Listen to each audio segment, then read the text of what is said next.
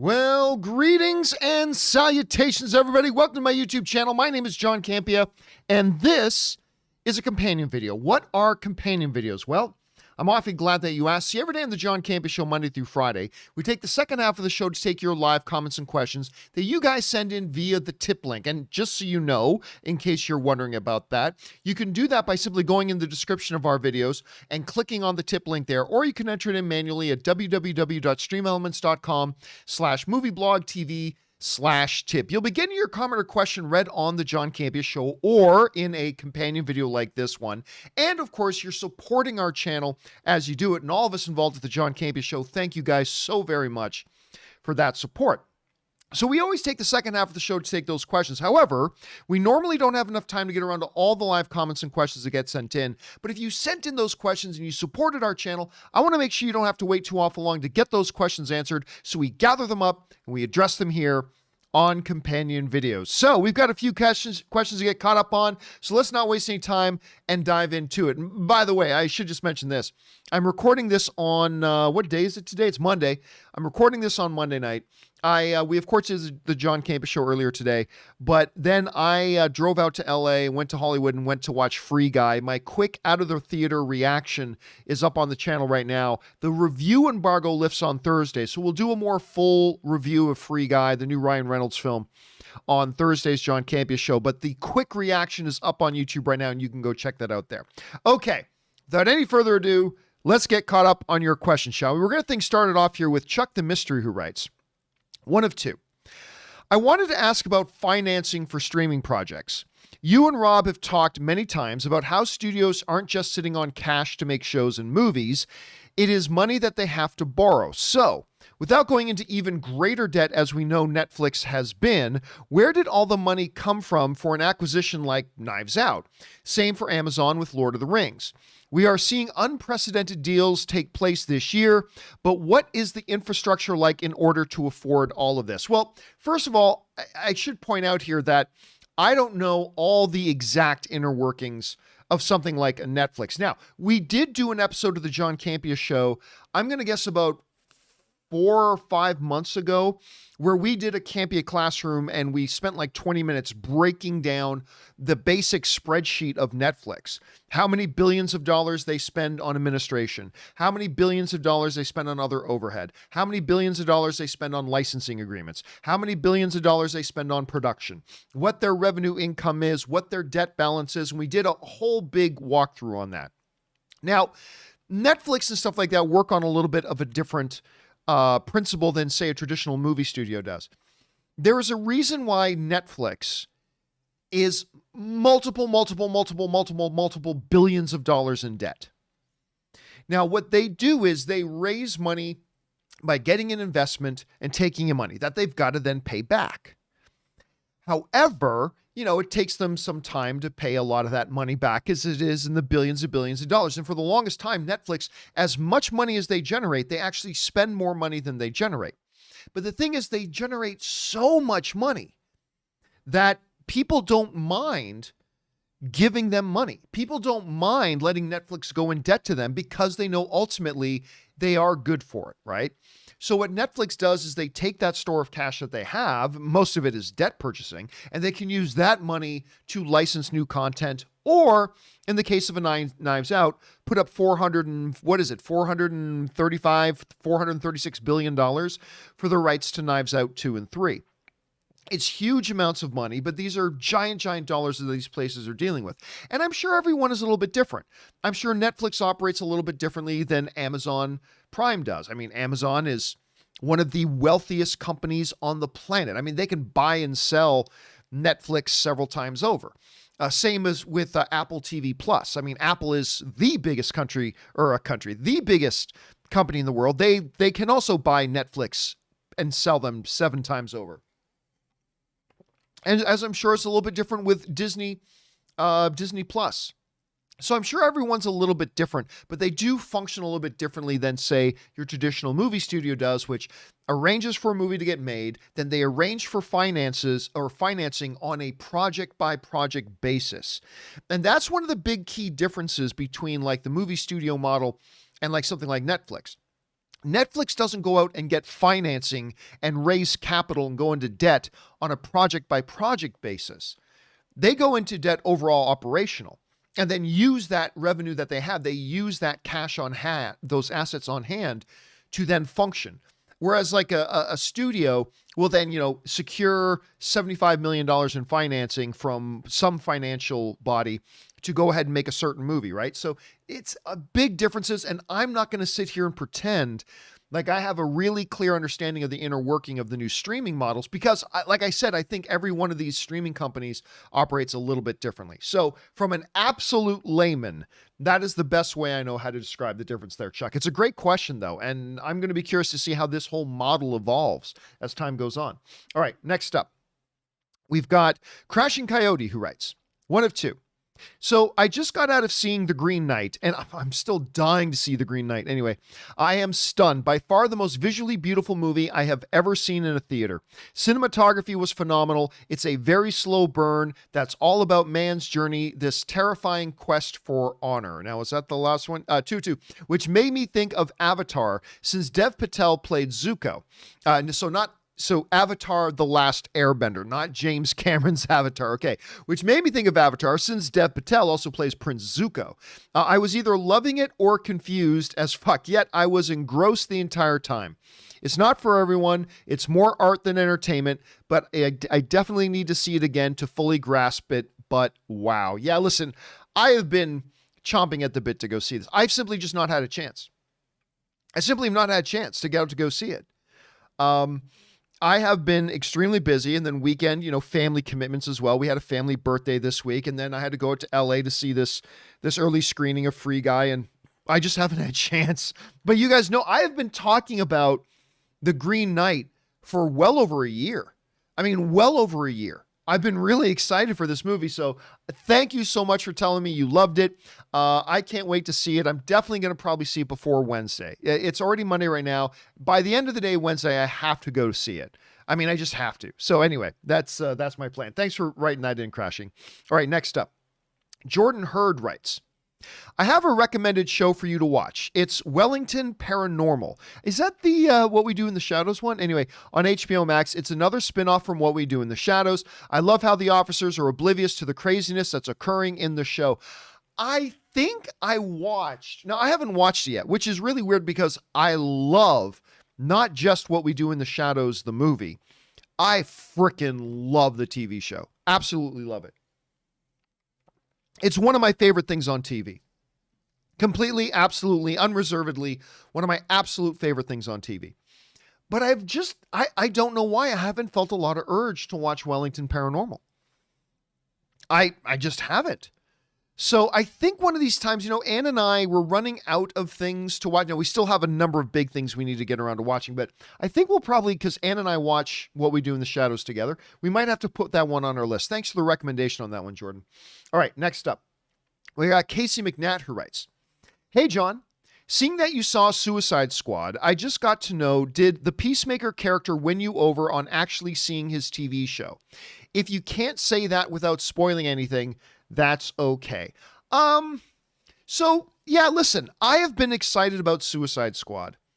I saw it a few days ago. Absolutely love it. James Gunn's Suicide Squad is everything I was hoping it would be and more. It's fabulous. One of the things I was really curious to see in watching Suicide Squad was, can I see John Cena leading a show? Because listen, I have grown to really appreciate John Cena when he steps in supporting roles. So like when a director knows how to use John Cena right, like in Trainwreck, right? When a director knows how to use John Cena correctly in a supporting role, he can add a lot to a movie. He really can. He's got some really good natural comedic timing and stuff like that.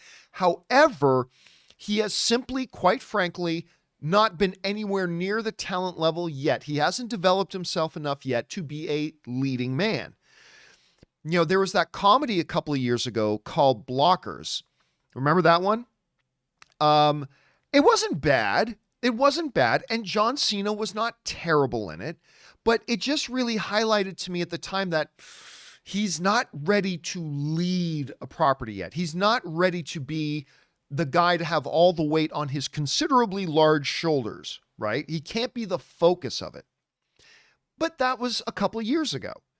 He has worked and worked and worked. And I was very curious to see what I would think of him in Suicide Squad. I thought he was very funny in the trailers, but also not coming across like as a really good performer. But I'll tell you what. In Suicide Squad, Peacemaker, has a lot of those one-liner quips. But he's also got some more dramatic moments in the movie. And again, maybe this is just a good example of being in the hands of the right director, James Gunn, who obviously knows how to bring great performances out of an actor. He knows how to bring out their best while hiding their limitations. He did that with Dave Bautista, right? In Guardians of the Galaxy. Dave Bautista is not the world's greatest thespian, but guess what? He knew how to use Dave Bautista to highlight his strengths and hide his weaknesses. He did that with John Cena as well. But in these dramatic moments that Peacemaker had, I gotta tell you, I was quite impressed with how John Cena was able to navigate the heavier dramatic moments. Like, honestly, really surprised. And so, at the end of the day, it left me going, okay, let's see what John Cena now can do, because he wasn't ready when he did Blockers. But let's see what he can do now when he's the lead guy today. And I've got more hope for it now after watching Suicide Squad. I really do. Great question, Casey. All right, next up. Jackson Blackman writes, "Hey, John and crew. About the featurette that Marvel put out teasing the connections between Shang-Chi and Iron Man 1. Do you think we will see the return of a character in the flashback? I doubt it'll be Tony Stark, but perhaps Yinsen, as played by Sean Taub. You know what's really funny? Early in the movie blog days, well, I mean, I guess I was already into doing the movie blog for a while, but in the movie blog days, like long before I ever worked for AMC, I was doing my own site, the movie blog. Sean, who played Yinsen, was he wasn't the first, but he was one of my first like celebrity big movie interviews. His agent reached out and said that Sean read my website and wanted to know if I'd be interested in doing like an interview with him. And I did an interview with him. It was really cool. Because of the events of Iron Man 1, and of course, there's no spoiler to let you know Yinsen dies, but it's interesting. It could be. The problem is they'd have to digitally de-age him now because, I mean, the first Iron Man is now like, 12 years ago or something like that? Anyway. It's possible, but listen, Rob and I talked about this on the John Campea Show. I don't think it's impossible that we see Robert Downey Jr. And I don't just mean old footage. I mean, I wouldn't be shocked if we actually saw Robert Downey Jr. I mean, I'm not saying that we will, but him, Sean as Yinsen, these are all possibilities. It'll be interesting to see where they go with that. All right. Thanks a lot for writing that in, man. All right. Next up, we've got an anonymous viewer writes, "Speaking as someone from the inside, things are about to get much worse under Chapek's regime.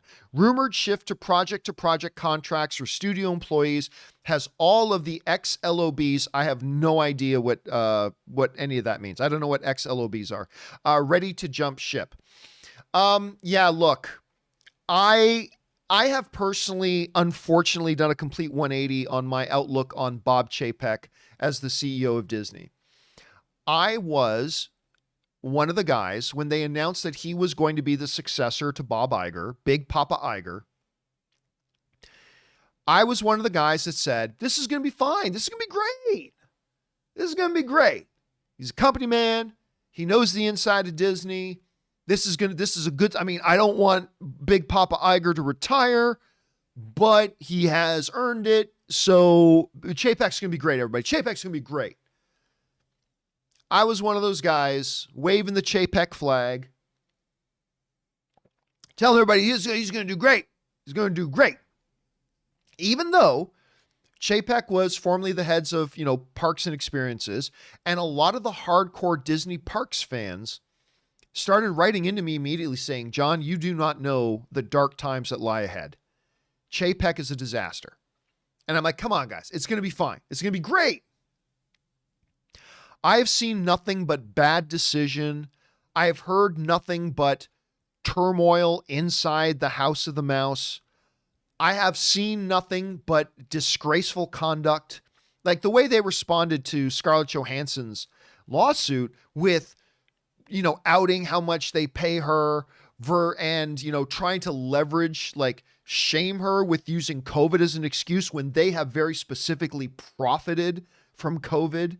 And I have no problem with that. I mean, you got to do business. I have no problem with that. But it's extremely hypocritical for them to make a lot of different moves to profit during the pandemic and then suddenly act as if the pandemic had anything to do with their agreement or arrangement with Scarlett Johansson.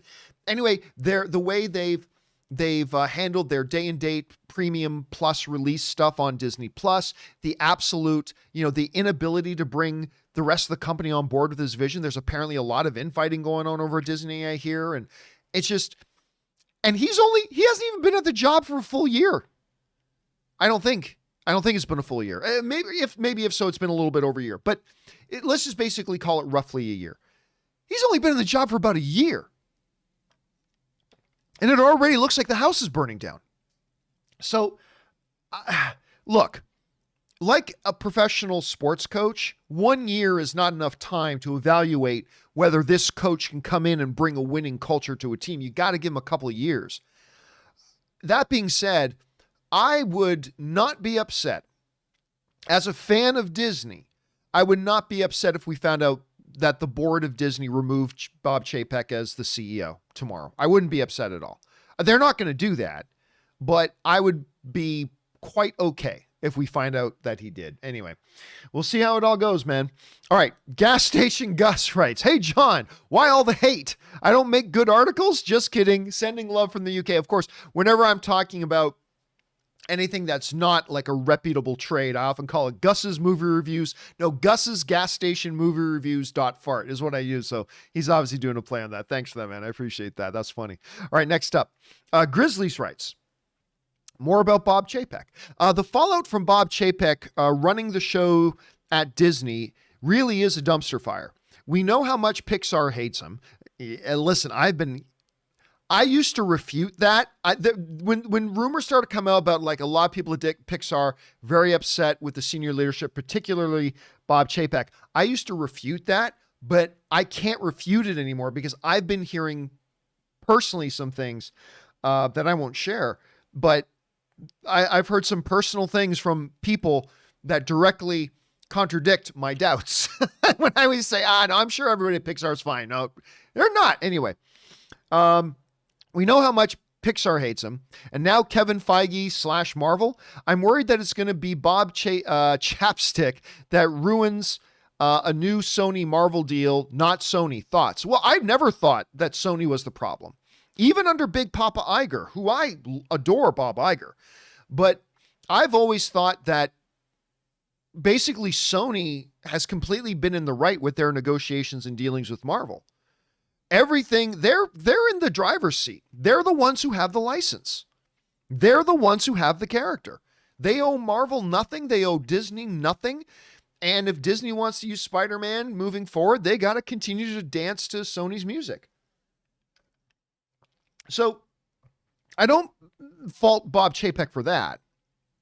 But yeah, again, I won't repeat the whole spiel I just did, but let's just say as a big Disney fan, I am not real confident in the future of Disney as long as Bob Chapek is the CEO. Now, again, it's only roughly been about a year. And maybe he's just had a shaky start. And maybe he's going to turn this thing around. Maybe. Let's hope so. I'll cheer for him to do that. But I'm not going to feel confident as long as he's there. At least not for now. So we'll see how that goes. All right, next up. Jess Bainbridge writes, probably a question more for Rob, who unfortunately is not here right now, and nichely British, but thoughts on Jodie Whittaker and Chris Chinball leaving Doctor Who after a trilogy of specials next year, and who should be the next Doctor / showrunner. Love the show. Keep up the great work, guys. Well, yes, absolutely, Jess. That would have been something better for Rob. I don't watch Doctor Who. I have no dog in that hunt. I have no horse in that race. I have no skin in the game. I don't watch Doctor Who. Now, I did hear that, Jodie, the woman who's been playing Doctor Who, she's going to complete 3 seasons, I guess, is, the latest Doctor Who to move on. So they're going to go out and get another Doctor Who. Who should play the next Doctor Who? I don't care. I don't care at all. But also, more importantly, as somebody who doesn't watch the show, I really have no valid opinion on it either, because I don't really know what they should be looking for or they should be looking for.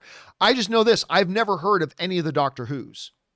Never heard of any of them until after they were Doctor Who. Like, I didn't know who Matt Smith was until he became Doctor Who, and then we knew Matt Smith, right?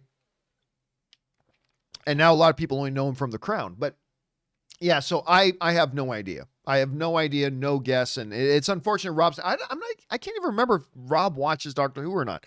I think he does. But yeah, I just don't know. But it is interesting because even though I don't watch the show, it's part of the cultural zeitgeist, particularly the pop cultural zeitgeist. And so the new Doctor Who coming in is always a big thing, like who's going to be the next Bond. Not quite as big as who's the next Bond or who's the next Batman, but it's right up there. It's right up there. All right, next up, we got Goozy. And Goozy writes, "Hey, John, like you, I saw the Suicide Squad at Santa Monica at 7 o'clock. Well, I didn't see Suicide Squad at Santa Monica. I actually had to go out. I went and watched it at Century City. Anyway, and boy, it was so much fun. From the trailers, I thought Ratcatcher 2 would be my least favorite. I did too, but I was wrong. She was so endearing as a character. Sly as Nanway, who is King Shark, by the way, is my favorite. Yeah, listen, I couldn't believe, a couple of the characters that I really was not looking forward to. Ratcatcher 2, who cares? Polka Dot Man, who cares? But it was characters like that kind of stole the movie from me. King Shark was amazing, but Flag was great. John Cena as Peacemaker was great. Idris Elba was great. Margot Robbie, again, was great. It's great seeing guys like Nathan Fillion, Michael Rooker, it's just from top to bottom, the movie's just so much damn fun. Now, I've already put my review up on the channel, so you can go and watch it, but yeah, man, I absolutely loved it. But you're right, Ratcatcher 2 was one of the big surprises of the movie to me. Really was. Absolutely was. And I'm glad you enjoyed it, man.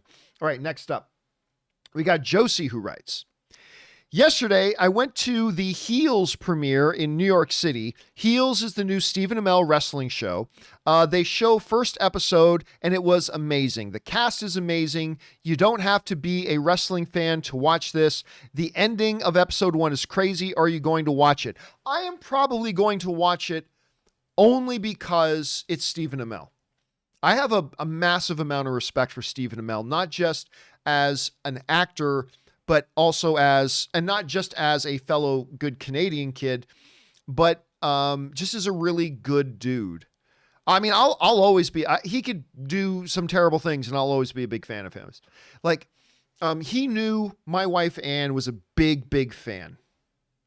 And you've heard me tell this story before. He knew my wife, Ann, is a big, big fan. And I reached out to him on Twitter and I said, "Listen, it's Ann's birthday. She loves you and she loves the show. Do you think you could send her a birthday wish?" You know what the dude did? He was shooting on location in Vancouver. And in between shots, he was still in his Arrow makeup. He had the eye blacking on. He still had his costume on and everything. In between shots, he went to his trailer, jumped on his laptop, and recorded a birthday greeting for Ann and sent us that video. And it totally made Ann's day. I'm one of these guys where if you upset my wife, you are on my shit list for life. I will hate your guts forever. And fortunately, there's really only 1 or 2 people on that list. But you upset my wife, I won't piss on you if you were on fire. I wouldn't piss on you if you were on fire. You upset Ann, you're done. You're done. But you make my wife happy, you make Ann happy, you're on my angel list for life. There's not much I won't do for you. If you're somebody who brings joy to Ann's life, you put a smile on Ann's face, for me, you are in my good books forever. Just forever. It's true. I remember, my buddy Ryan, the one that everybody jokes about on my, who you see pictures of him every once in a while on my social media posts, and everybody jokes that he looks because in a lot of his pictures, he does look a lot like Ben Affleck. So people always joke about him looking like Ben Affleck, but I didn't know him very well he grew up with Anne and Ray. So there's these three guys, right? Ryan, Kevin, and Tommy. And they were all a part of the same circle right from grade school with Ray and Anne, and they all kind of grew up together, right? So there was this one time where I kind of got, Anne and I just moved into a place. This is earlier in our relationship before we got married. And I got stranded in Canada. There was some visa issues and US wasn't letting me back in the country. And we had just moved into a house together. And those three guys, Anne was, obviously devastatingly upset. Those three guys basically went and stayed at our new house with Anne, and they kept her company, and they stayed there with her to support her. Now, fortunately, I was able to get my stuff all resolved within about 2 weeks, but those guys were there for Anne when she needed it. And I said, and this is like 10 years ago, but I said, for the rest of my life, you guys are family to me. You're family to me for forever now. You are family. And that's just how I feel. Not everybody acts that way or thinks that way. I do. And so when Stephen Amell, and he had done a number, it wasn't just that one thing. He had done a number of things that really made Anne happy. And so I will always be a very, very biased, fully admit it, very biased fan of Stephen Amell. I'll just always be. Even when I started to not like Arrow anymore, I always loved him. And I always supported him. But anyway, sorry, that was a long side tangent. Sorry, that was completely pointless to what you're asking. Anyway, the reason I mention all of that is because I'm going to be quite frank with you. I saw the previews and the trailers and the promo spots, and Heels does not look all that appealing to me. I'm not going to lie. I mean, the one cool thing about it is it's also got Bjorn Ironside from Vikings. I can't remember the actor's name, but it's the dude who plays Bjorn Ironside. And that's also very intriguing to me because I loved him in Vikings. But honestly, other than Stephen Amell and that dude, it just didn't appeal to me. It honestly didn't look all that interesting to me. So I wasn't excited about it. But because it is Stephen Amell, I will give it a shot. Just because of Stephen Amell. No other reason. It's Stephen Amell. Good enough for me to try it out. So we'll see. I hope it's good. I'm glad you liked it. I hope it's good. So we'll see how it goes. Thanks for running that in, Josie. All right, next up. Sam Fisher writes, talking of callbacks to Iron Man and Shang-Chi, I hope we see either a shot or scene, prefer a scene, of Ben Kingsley's Trevor Slattery in this movie. Over under 30% this happens. Under 30%. Over 10%. Over 10%, but under 30. I just don't think it's really likely. Not to mention, it's not really relevant to this story. It's not really relevant to this story. But I still think, because Kevin Feige knows, it would get a huge pop from the audience if Ben Kingsley, as that character, appears in the film, even if just for a moment. Like as they're walking through, Mandarin's palace or whatever, or his fortress, and he comes across Ben Kingsley just kind of cleaning the floors, whatever. The pop from that in the audience would be huge. Absolutely huge. Kevin Feige knows that. So if he could manage to swing away to convince Ben Kingsley to come in and do that, which I don't know if he'd be able to convince him to do it or not, but if he could, maybe. So that's why I say I think it's very unlikely, so I'll go under 30. But it's possible, so I'll go over 10. So somewhere in between 10% and 30% is what I'm kind of going for there. All right, next up. Jeff Supertech tipped in like $50. Jeff, thank you so much, man, for supporting our channel on that level, man. That is incredibly generous and gracious of you. Thank you so much, dude. Jeff writes, is the ScarJo situation with Disney different from the Chris Pine situation with Paramount not honoring his contract, besides Pine not suing and you defended the studio? Keep up the great work, JC, and hope you guys have an awesome weekend. There is a major, major, major difference between the two situations. And the major difference between the situations is this. One of the movies got made. One of the movies didn't get made. All right. So look, here's where it would have made the situation. So for those of you who don't know what Jeff is talking about, they were planning on doing a new Star Trek movie with the existing Star Trek cast, right? The Chris Pine cast. But Paramount, realizing that the movies weren't making the movies were making the biggest box office out of any of the Star Trek movies in history, but they were not making as much money as like Star Wars movies. They weren't making as much money as Marvel movies or Disney or DC movies or whatever, right? And they had kind of thought maybe they could, but they weren't. So they went to Chris Pine and Chris Hemsworth and a couple of the other people, not all of them though, but a couple of people, and said, look, we do want to do this fourth movie, but we would need to do it, and you would need to take a pay cut. Like I know we agreed that when we make these movies, you will get paid X amount of dollars, but we simply can't pay you that amount of money if we're going to try to make a profit. So if we're going to do this new movie, you got to be willing to take a pay cut. To which Chris Pine had every right to say, no. We had an agreement. If we do this next movie, I got to be paid my full amount. And he had every right to do that. Every right. But Paramount also had every right to go, okay, then we can't make the movie because we can't be profitable. We're going to lose money if we do it. We got to cut costs. And if you won't agree to take a pay cut, then we can't do the movie. So the work never happened. They never made the movie. It's not like the way it would be similar to the Scarlett Johansson situation is if Paramount said to Chris Pine, okay, yes, we will pay you your full amount. And then they go through the process. They take a year and a half to make the movie. Chris Pine is on set for 3-4 months, putting in the work, doing all of his stuff, blah, blah, blah. They make the movie.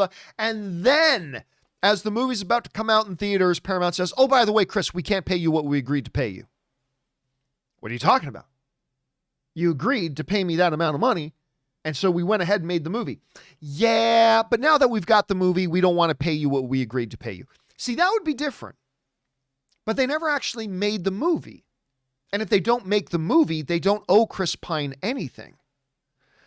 With Scarlett Johansson, they had a set terms of agreement that was both in a contract and with a paper trail written record in email correspondence. Some people are mistaken to think, well, if it's not actually in a contract, then nothing else matters. That's not true.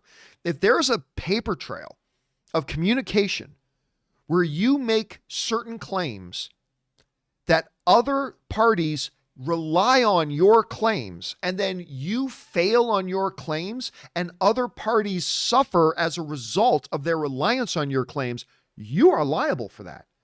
It doesn't have to be written into a contract.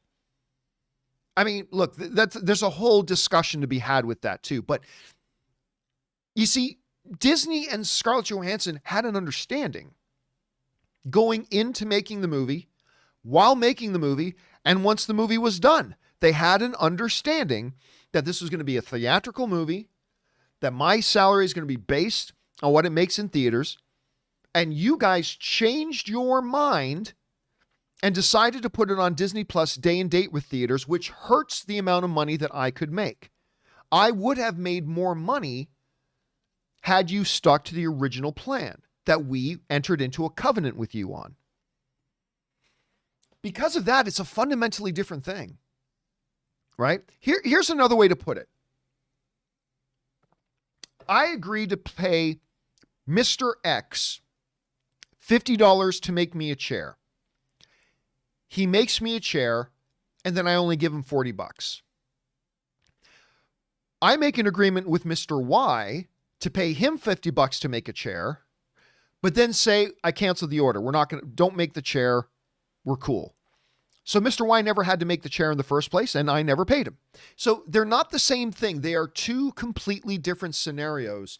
And you can't look at them in any way, shape, or form as being comparable. They're absolutely foundationally different issues.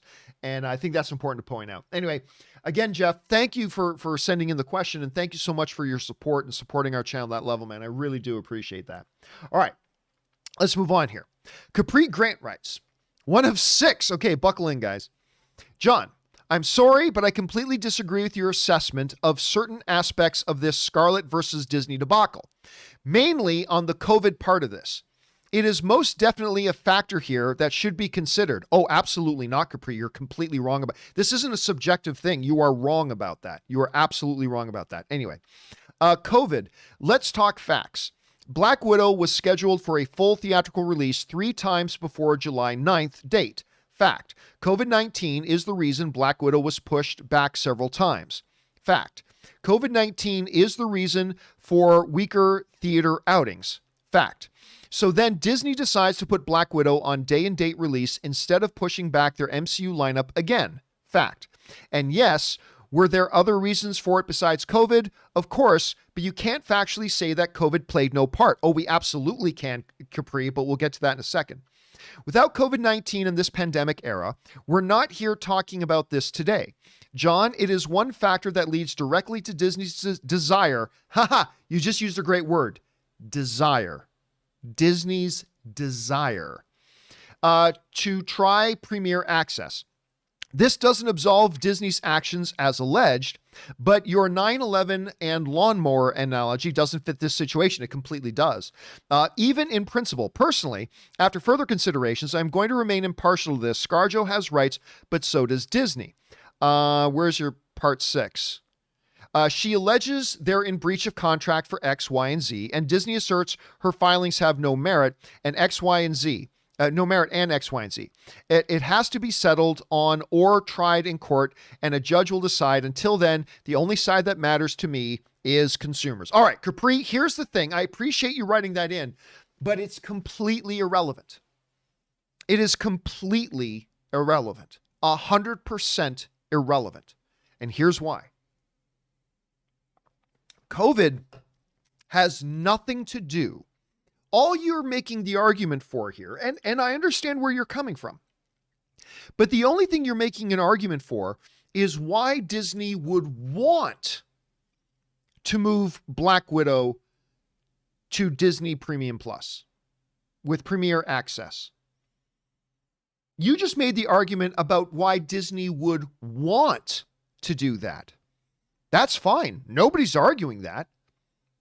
Nobody's saying Disney can't want to move it. Sure, they can want to move it all they want. Doesn't matter. That has nothing to do with the legally binding agreements between Disney and Scarlett Johansson. Has nothing to do with those agreements whatsoever. Like, if you're Disney, you can want to move it, but you didn't have to. And once you decide to move it, what you do is what Warner Brothers did with Patty Jenkins and Gal Gadot. You say, okay, we realize that by moving Wonder Woman onto HBO Max the same day, all that kind of stuff, we understand that violates our agreement. So we're going to make it right with you by paying you extra that we believe will compensate whatever losses and mitigate whatever losses you are going to suffer as a result of us choosing to change directions. So you can sit here and talk about, oh, COVID made this happen. It doesn't matter. The COVID situation has nothing to do with the legally binding agreement between Disney and Scarlett Johansson. All it does is give Disney a reason to want to move it. And that's fine. You can want to move it, but it doesn't mean you have to. And even if you do move it, okay, now enter into an agreement, which, by the way, Scarlett Johansson's lawyers have made very publicly clear. We have been trying to get Disney to come to the table and renegotiate a new deal in the light of the fact that they chose to take this Black Widow to Disney Premium release, Disney Plus nonsense. But they refused. Disney refused. ScarJo's lawyers have direct emails with executives at Marvel giving her assurances that this was going to be a theatrical exclusive release. COVID doesn't do anything, because it doesn't do anything or isn't relevant at all to the agreement between Marvel and Scarlett Johansson. Has nothing to do with it. Nothing to do with it at all. All COVID did was make Disney want to move their project. There were other factors involved too, but let's stick on the COVID one. So yeah, when I say that the COVID situation is completely irrelevant to the legal agreement and contract between Scarlett Johansson and Marvel, of course it's relevant to what Disney wants to do, but that's not the agreement. So them trying to conjure up imagery of COVID and saying, oh, Scarlett Johansson is completely ignoring the COVID. The COVID situation, nothing to do with your legally binding agreement, man. Nothing at all. Let me put it to you like this. Let's say this.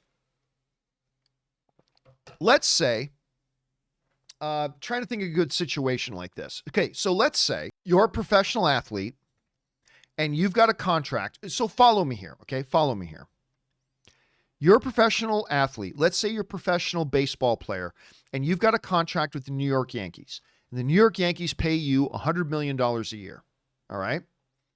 I have no idea what baseball players are making these days. But let's say you're a professional baseball player and you got a contract with the New York Yankees and they pay you $100 million a year. Okay. Now let's say you get 5 or 6 games into the season and your pet cat dies. And your pet cat dying makes you sad. And you just can't muster up the energy or the enthusiasm to go to the ballpark to play. Because your cat died and you're sad. Well, okay. Maybe that is a factor. Maybe your cat dying is a factor about why you maybe feel like you want to stay home. Maybe your cat dying is a factor in why you're not feeling so good. That's understandable. But it's got nothing to do with your binding contract and agreement with the New York Yankees. And you can't expect that, you know what, I need to take 4 months off to grieve the loss of my cat Mittens. Poor Mittens. Well, the New York Yankees are going to go, no. I mean, we feel bad for you, for your cat. But if you sit at home for 4 months, we're not going to pay you. We're not going to pay you. Because your cat dying, while we feel bad for you and everything, that has nothing to do with your agreement with us. Your agreement with us has nothing to do with your cat dying. Scarlett Johansson and her representations are looking at Disney saying, yeah, there was a COVID situation. We understand that you may want to make changes, but what you want to do has nothing to do with the legal binding agreement between you and us. That has nothing to do with it. And if your desires, as you so accurately put, Disney's desire, if you desire to change the agreement and to change what you do with the movie, that's fine, but then there's going to be consequences if you do. It's like, fine, your cat Mittens dies. You want to sit at home for 4 months? Fine, but guess what? There's going to be repercussions. You're not getting your $100 million. You're just not getting it. But my cat Mittens, no, we get it, and we feel bad for you. We're sure Mittens was a lovely cat. But Mittens isn't mentioned anywhere in the contract we have with you. It has nothing to do with us. It has nothing to do with our relationship. It has nothing to do with the agreement we made, and it has nothing to do with the contract we have with you. So, if you want to stay at home, that's your prerogative. You can make the decision to stay at home and not play baseball. That's fine. Just understand there are going to be ramifications for that. There are going to be consequences for that. And we're not going to give you that $100 million. Well, guess what happens? You're going to go play baseball the next day. And so much like the Scarlett Johansson situation, it's like, hey, great. We get it. A global pandemic happened. There was a COVID-19 situation. That's rough for you. It made you decide that you wanted to change your release strategy. Okay, you can do that, but we have an agreement, and if you do choose to do that, there are going to be ramifications, and there's going to be consequences. And you could mitigate those consequences if you just come to the table and renegotiate. Listen, I'm going to tell you this right now. Disney doesn't have a leg to stand on. Anybody who's telling you right now out there in the Twitter sphere and the YouTubeverse, they don't know what they're talking about. They don't have a leg to stand on. I will tell you exactly what's going to happen. Here is exactly what's going to happen. This is never going to go to trial. It's never going to get in front of a judge, other than maybe some preliminary filing, some preliminary motions and things like that. That will probably happen. But this thing is never going to go to trial. And Disney knows that. Disney right now is playing some dirty tricks to try to save face, but this is exactly what's going to happen. Disney knows they don't have a rock to stand on here. So they're going to play this public game and blah, blah, blah, blah. And it may even drag out 6 months, a year, year and a half. What will ultimately happen, though, is this is not going to go to trial because Disney is going to settle with Scarlett Johansson. Why? Because they know they have to. And you can argue me all you want. You can argue all you want. All I'm going to say is just sit back and wait 18 months. You'll see. This isn't going to go to trial because Disney knows they can't, and they're going to settle with Scarlett Johansson. Their reps and her reps are going to sit down at the table. They're going to come up with a number to compensate Scarlett Johansson for her losses as a result of Disney violating their agreements with her. And they're going to pay her, and then this will be done. That's exactly what's going to happen. I guarantee it. It's unless we find out Scarlett Johansson is actually a Skrull impersonating Scarlett Johansson, and therefore she had no legal grounds for signing any contracts in the first place. Aside from something completely wacky like that, take it to the bank. This is exactly how this is going to go down. There's going to be some public saber rattling and some puffing of the chests and some big statements made. At the end of the day, Disney and their legal team absolutely know they don't have a damn rock to stand on. They know it. They're going to make a big public show out of this, but at the end of the day, it's going to finish with their reps sitting down at a table and coming up with a number that Disney will have to swallow and ScarJo's side will be satisfied with, and it's going to end. That's exactly how it's going to go. That's exactly how it's going to go. So anyway, that's just kind of my take on that whole thing there. Anyway, Capri, really appreciate you expressing your point of view on it. Really appreciate the way you took your time and really laid it all out. So I appreciate that. I mean, I disagree with you completely, but just because we disagree doesn't mean I can't really appreciate you laying out your thoughts and taking the time to share your thoughts and your point of view in that. And I'm sure there are some other people that agree with you. Absolutely. That's the great thing about having these dialogues. So thank you for sharing your thoughts, dude. I really appreciate it.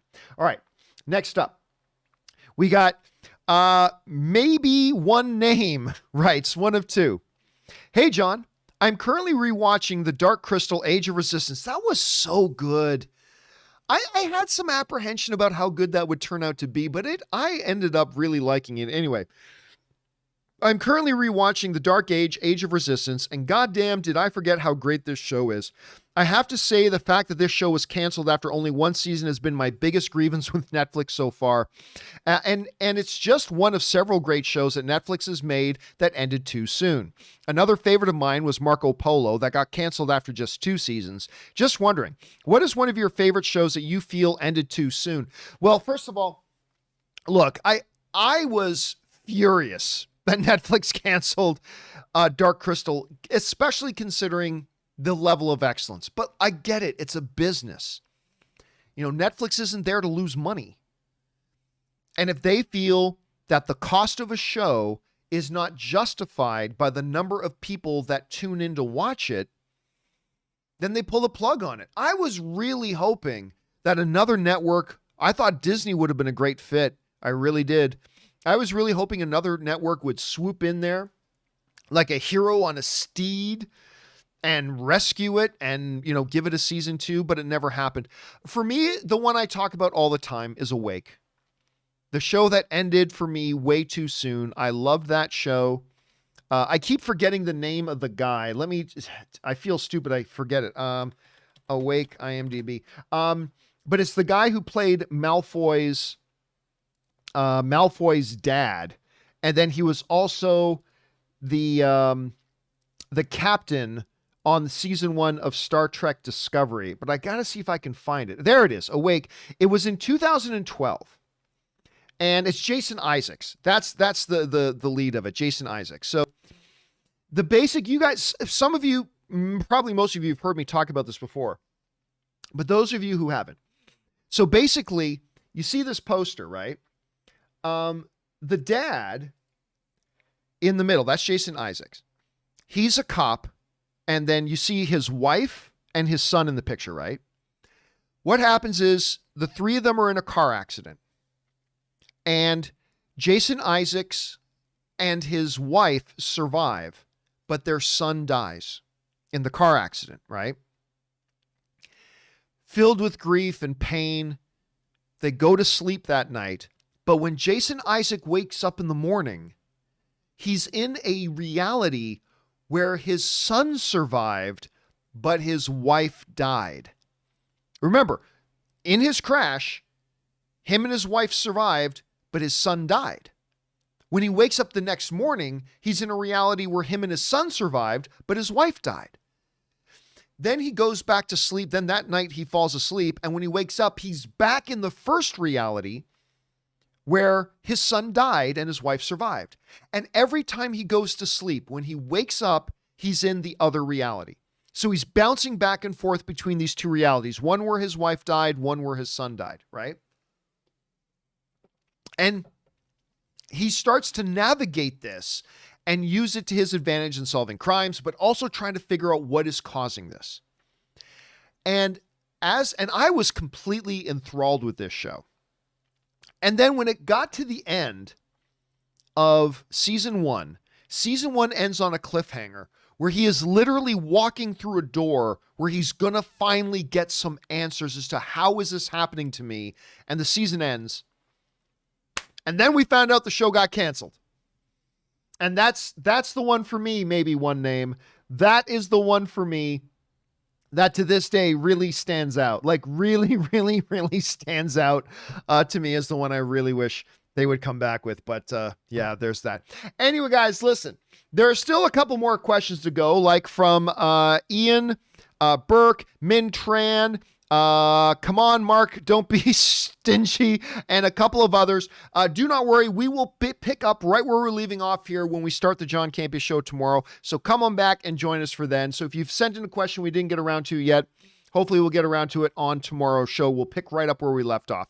But for now, that'll do it for me, guys, for this installment of the companion video. Thank you so much for taking time out of your day to check this out. A special thank you to all you guys who did send in these comments and questions. Number one, because you gave us great fun things to talk about and great fun things to debate about too. I always love that. But number two, you supported this channel as you did it. And all of us here involved with the John Campea Show and the YouTube channel, thank you guys so very much for your support. Okay, don't forget, tomorrow morning, that's on Tuesday, me and Robert Meyer Burnett will be here for the John Campea Show. We've already got a big list of topics. We're talking Lord of the Rings, DC's Blue Beetle, a number of other things. Come on by and join us for that. That's at 10 a.m. Pacific Standard Time. That's Los Angeles time, right here on the YouTube channel live. All right, guys, that'll do it for me for now. Thanks a lot for being here. My name's John Campea, and until next time, my friends, bye-bye.